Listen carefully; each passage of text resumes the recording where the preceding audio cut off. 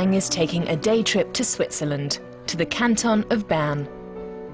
She and her husband are going to visit the family who looked after her 60 years ago, when she was evacuated from Frankfurt. The Red Cross put us on a train in Frankfurt. It was all very exciting. All these Red Cross nurses and doctors were running around. People were shouting on loudspeakers. Then there were all these parents with crying children. But at some point, there we were, sitting in the train. Some of the children slept on the seats, some of them curled up on the floor. I fell asleep right away, and I only woke up in the morning when we got to Basel. That was in 1947, and Edith was 9 years old.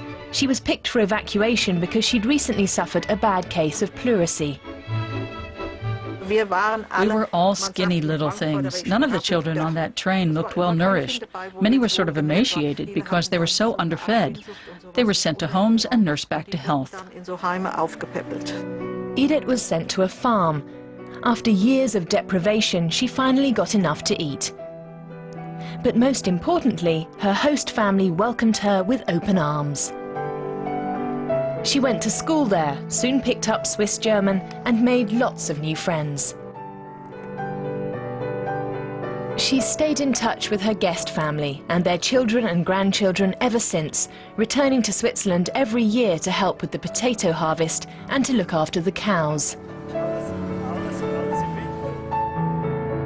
When she returned to Germany in 1949, history was being made.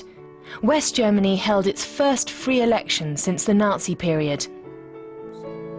Edith remembers it felt like a different country.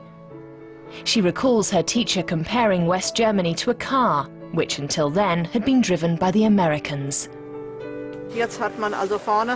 They'd moved over and Adenauer had taken the wheel.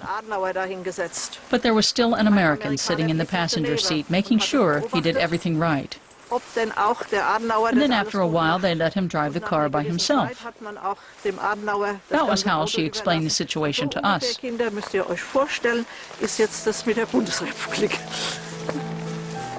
Edith still feels at home in Büren zum Hof in Switzerland, even though so much has changed in the last 60 years.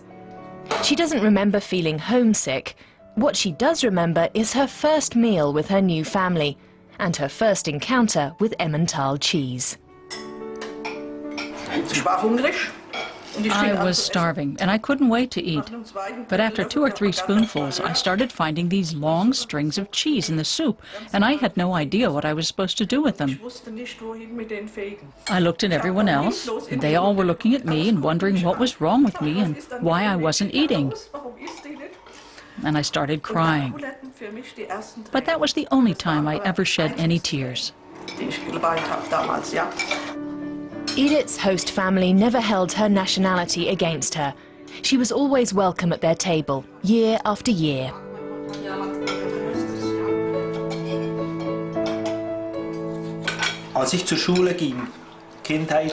When I went to school, when I was a child, we never talked about this time.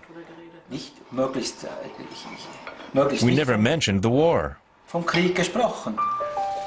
Edith has nothing but happy memories of the time she spent on the farm in Switzerland. She still feels grateful to her host family and calls herself one of the Swiss children.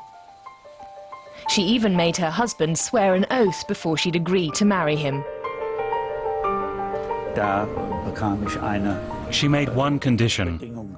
I had to promise that I would go with her to Switzerland 2 or 3 times a year to see her Swiss family.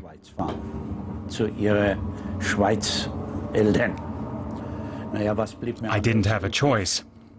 I'm the obedient type. So I said yes. As a child, Edith had returned to Frankfurt reluctantly.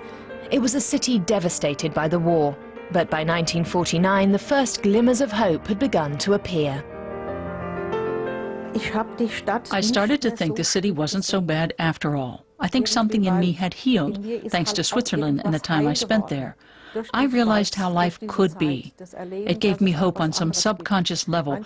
I knew that life would go on and that everything would be all right. For Edith herself and for Germany.